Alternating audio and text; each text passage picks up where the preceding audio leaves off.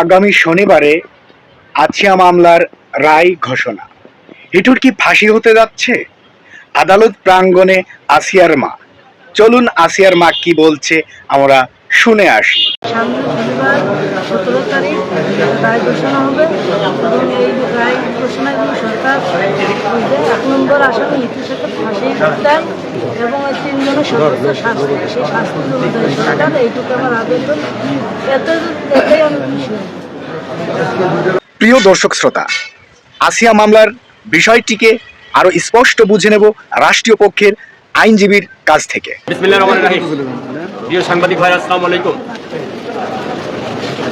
আজকে মাগুরার চাঞ্চল্যকর আসিয়া ধর্ষণ ও হত্যা মামলার দ্বিতীয় দিনের মতো যুক্তিতর্কের জন্য দিন ধার্য ছিল। আপনারা অবগত আছেন, আমরা প্রথম দিনে রাষ্ট্রপক্ষে আমাদের যুক্তিতর্ক উপস্থাপন করেছিলাম এবং এই চাঞ্চল্যকর মামলায় রাষ্ট্রের প্রসিকিউশনকে, রাষ্ট্রের পাবলিক প্রসিকিউটরকে সহযোগিতা করার জন্য স্বরাষ্ট্র মন্ত্রণালয় থেকে অ্যাটর্নি জেনারেলের পদমর্যাদায় জনাব এহসানুল হক সামাজি সাহেবকে গণপ্রজাতন্ত্রী বাংলাদেশ সরকার নিয়োগ দিয়েছেন।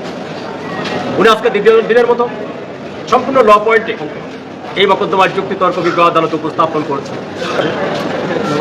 এবং সমস্ত ডকুমেন্টারি এভিডেন্স এবং 29 জনের সাক্ষ্যের উপর নির্ভর করে আমরা রাষ্ট্রপক্ষ দাবি করেছি যেই মকদ্দমার সকল সাক্ষ্য এবং ডকুমেন্টারি এভিডেন্স আমরা আসামিদের বিরুদ্ধে অভিযোগ প্রমাণ করতে সম্পূর্ণরূপে সক্ষম হয়েছি এবং আসামিদের আমরা সর্বোচ্চ শাস্তি 1 নম্বর আসামি হিটু শেখ 2000 সালের নারী ও শিশু নির্যাতন দমন আইন সংশোধিত 2003-এর 9-2 ধারায় সর্বোচ্চ ফাঁসির আদেশের জন্য আবেদন করেছি এবং আসামির আতুল এবং সজীব তাদের বিরুদ্ধে দণ্ডবিধির 506-এর দ্বিতীয় অংশে সর্বোচ্চ সাজা 7 বছর আমরা সর্বোচ্চ সাজা দাবি করেছি এবং এই মকদ্দমার আসামি জাহেদা, যিনি তথ্য গোপন করে এই মকদ্দমার ঘটনাকে ভিন্ন খাতে প্রবাহিত করতে চেয়েছিলেন তথ্য গোপনের অভিযোগে, তার বিরুদ্ধে 201 ধারার অভিযোগে আমরা সর্বোচ্চ শাস্তি দাবি করেছি।